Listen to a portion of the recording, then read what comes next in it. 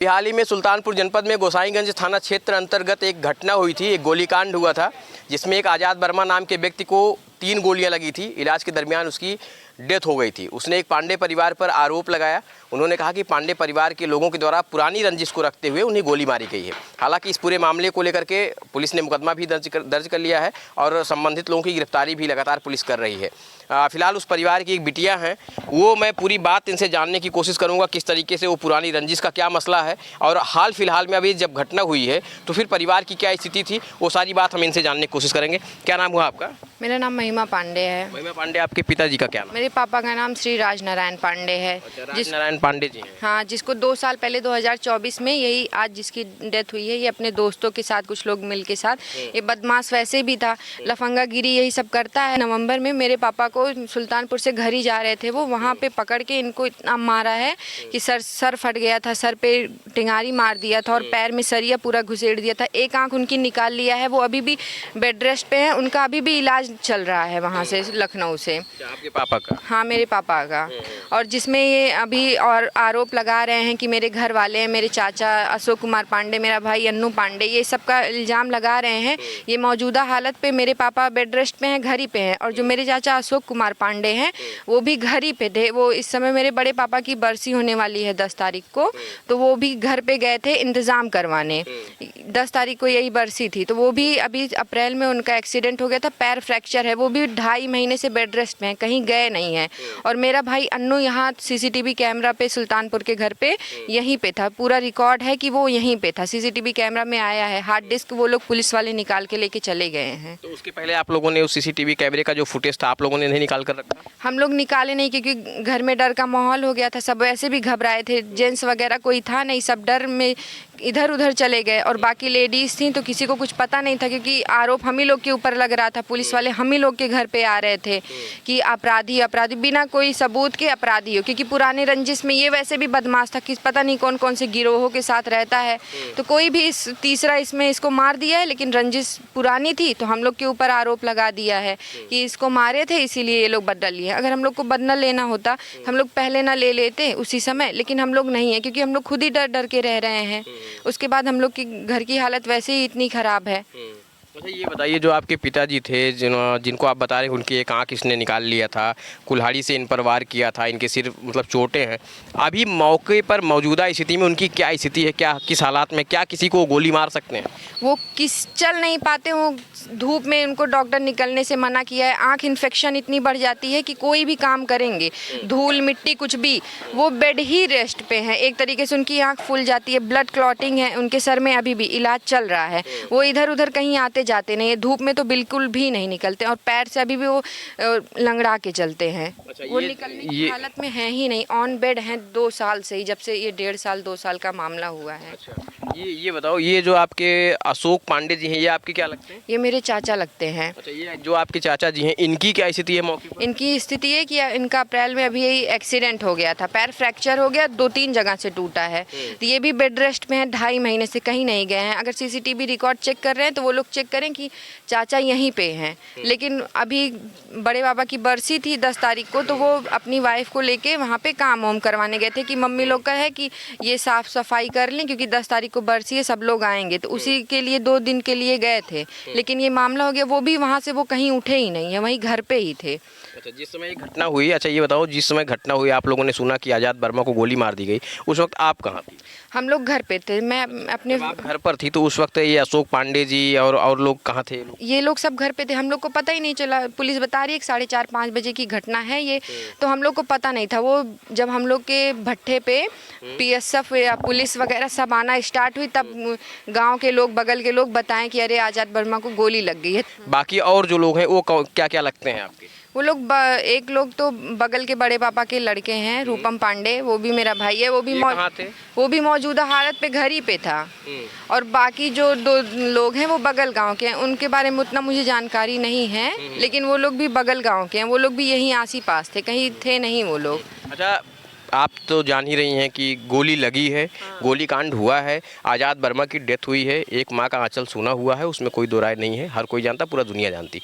आपको लगता है कि आपके घर वाले किसी भी तरीके से इस पूरी घटना को अंजाम दे सकते हैं? मेरे घर वाले की कंडीशन इतनी ख़राब है कि कोई बेड से उठ ही नहीं सकता, तो ये सब कहाँ करेगा। वो वैसे भी बदमाश टाइप का लड़का था। अगर वो इतना बुरा मारा है पापा को, एकदम सोचा था वो मर गए हैं तब उनको छोड़ के गया है, लेकिन वो आज किस्मत है हम लोग की कि वो ज़िंदा हैं।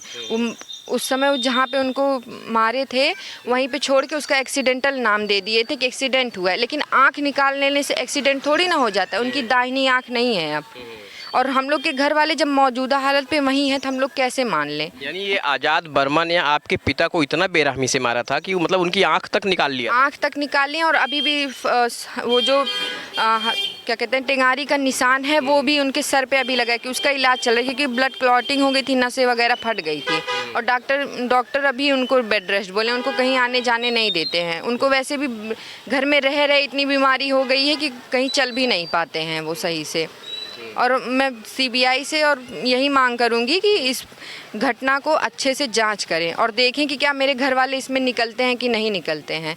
और उस समय उनके पापा बयान दे रहे हैं कि उनके कोई रिलेशन का ये सब किया है। अगर रिलेशन का किया है तो उसको वो बता रहे हैं कोई कॉल, उसका नाम लेना चाहिए। कोई आज़ाद वर्मा को कोई कॉल करके 2 लोग आए थे, उसको घर से ले गए हैं। अगर वो लोग ले गए होते तो हम लोग की हिस्ट्री निकालें, कुछ उनसे बात हुई है, ये हुई कुछ भी, कि हम लोग का लोकेशन ट्रेस करें टावर से, हम लोग कहाँ थे, वो लोग कहाँ थे, सब कुछ पता करवाएं ना। और वैसे भी वो मौजूदा हालत पे जहाँ बता रहे हैं घटना हुई है वहाँ पे ब्लड का निशान होगा या गोली चलने की कोई तो निशान होगा। पुलिस वहाँ जांच कर रही, वहाँ कोई निशान क्यों नहीं है? अच्छा ये बताइए, जिस तरीके से आपके परिवार पर आरोप लग रहा है, आप चाहती हैं कि इसकी उच्च स्तरीय जांच हो जाए, विधिवत जांच हो जाए, जो मुलजिम है वो पकड़े जाएं? मैं सीबीआई से यही मांग कर रही हूँ कि इस पे जांच बैठाई जाए और पूरा पता करवाया जाए कि क्या हम लोग के परिवार वाले हैं या कोई तीसरा इसमें फ़ायदा उठा रहा है।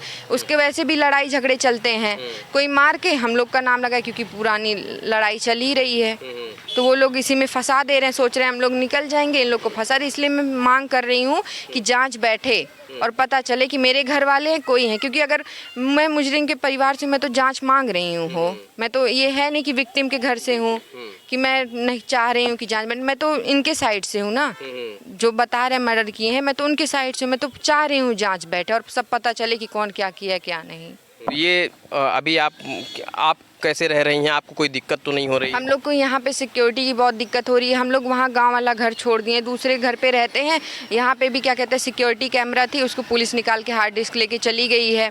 और यहाँ पे थोड़ा वो रहता है सीसीटीवी कैमरा, तो हाँ पता चलता है कौन आ रहा है, हम लोग अंदर से देख सकते हैं कि कौन आ रहा है कैमरे में, तभी गेट खोलेंगे। यहाँ पे ज़बरदस्ती गेट खोलो, कौन हो कौन नहीं पूछ रहे हैं, कह रही हैं तुम नहीं जानती होगी। हम लोग इस घर के, हम नहीं जानेंगे कौन मेरे घर का है कौन नहीं। लेडीज़ वगैरह गेट खटखटा रही हैं, हम लोग डर के मारे खोल ही नहीं रहे हैं, इतना डर का माहौल है। मैं चाहती हूँ कि सिक्योरिटी बैठे हम लोग के घर पे, 1-2 लोग यहाँ पे पुलिस या कोई भी बैठे। आप लोगों को भी खतरा महसूस हो रहा है? क्योंकि यहाँ पे कोई जेंट्स नहीं है, हम ही लेडीज़ वगैरह हैं, कोई भी कभी भी हमला कर सकता है। क्योंकि वो लोग इतने पार्टी उसमें मिल गई है, इसमें जातिवाद हो गया है ब्राह्मण और वर्मा का। ये जो नेता लोग हैं सब इकट्ठा हुए हैं, ये लोग अपना वोट होने वाला है, उसमें अपना वोट बढ़ाने के लिए सब एक दूसरे राजनीतिक मामले का फ़ायदा उठा रहे हैं। ब्राह्मण और वर्मा ये जात का वो कर दिए हैं, जातिवाद कर दिए हैं। आपको लगता है कि जिस तरीके से आज़ाद के साथ घटना हुई है, उसके परिवार में एक बहुत बड़ी दुर्घटना हुई है, अब वो आज़ाद वर्मा दोबारा इस दुनिया में लौट कर नहीं आएंगे, तो किस तरीके से उनको न्याय मिलना चाहिए, उनके अपराधियों को किस तरीके से सज़ा होनी चाहिए? अगर जांच बैठेगी सीबीआई तभी पता चल पाएगा कि वो कौन किया है कौन नहीं। अभी तो आरोप लगा के वो चला गया है। वो अगर जिंदा होता तो हम तो चाह रहे हैं वो जिंदा होता तो पता चल जाता हाँ कौन किया है कौन नहीं। अब वो झूठी बयान दे के चला गया है कि ये फला फला किए हैं, बल्कि आधे लोग का जो नाम लिए वो तो यहाँ पे हैं भी नहीं। अगर अब सीबीआई जांच बैठेगी तो पता पूरा चलेगा। हम तो चाह रहे हैं जांच बैठे इस पे। तो आपको लगता है कि इसमें किसी तीसरे पार्टी के द्वारा इस घटना को अंजाम दिया गया जिसमें आपका परिवार पीसा जा रहा है? जी, इसमें कोई और है वो, क्योंकि वो उसका वैसे भी इन्हीं गैंग वगैरह लोगों के साथ रहता है, आए दिन मारपीट करता रहता है, तो वो बगल किसी कोई किया होगा। हम लोग की पुरानी लड़ाई थी, उसी में फंसा दे रहे हैं कि हम निकल जाएंगे, इन लोग को फंसा देंगे उसी में। अच्छा, अगर निष्पक्ष जांच होती है, अगर कोई आरोपी इसमें पकड़ा जाता है, तो किस तरीके की सज़ा आप चाहती हैं? आज़ाद वर्मा के जो हत्यारे हैं उन पर किस तरीके की सज़ा आप चाहती हैं? वो उनके परिवार परिवार वाले जो हम लोग के ऊपर आरोप लगा रहे हैं वही सज़ा उसके ऊपर हो। जो चाह रहे हैं कि हम लोग का घर गिरा दिया जाए, हम लोग को हम जितने परिवार में है सबका एनकाउंटर कर दिया जाए, उसके परिवार की जो मांग है हम चाह रहे हैं जो मेरे परिवार का अगर निकलता है तो वो उनके ऊपर करवाया जाए। ठीक। तो ये वो बच्ची है जिसके पिता को विगत 2 साल पहले आज़ाद वर्मा ने इतना बेरहमी से मारा था। उनकी एक आंख निकाल ली और इतना मारा कि जब उसे ये पता चला कि वो उनकी डेथ हो चुकी है, फिर वो वहाँ से छोड़कर गया था और जिसका मुकदमा अभी भी योजित है, अभी भी माननीय न्यायालय में विचाराधीन है। फिलहाल बिटिया ने पूरी तरीके से बताया है कि कैसे पूरी घटना आज के 2 साल पहले हुई थी और अब किस तरीके से ये लगातार उच्च स्तरीय जांच की मांग कर रही हैं, ये सीबीआई जांच की मांग कर रही हैं। इनका कहना है कि मेरे परिवार को किसी तीसरे व्यक्ति ने घटना को अंजाम दे करके मेरे परिवार को उसमें पीसा जा रहा है, जबकि इनका परिवार, इनका कहना है कि निर्दोष है। अब देखना ये होगा कि अब किस एंगल से पुलिस जांच पड़ताल करती है। लेकिन हाँ, ये एक बहुत संवेदनशील मामला ये है कि ये जो बच्चियां हैं जहां इस वक्त रह रही हैं अपने घर पे, खुद को असुरक्षित महसूस कर रही हैं और इस असुरक्षा की वजह से ये चाहती हैं कि इनको सुरक्षित किया जाए, इनको सुरक्षा प्रदान की जाए, क्योंकि इनको डर है कि इनके घर पर कोई भी अनावश्यक रूप से हमला कर सकता है, जिसकी वजह से ये बच्चियाँ डरी हुई हैं, सहमी हुई हैं। और देखना ये होगा कि अब सुल्तानपुर का प्रशासन इस पूरे मामले में किस तरीके से कार्रवाई करता है।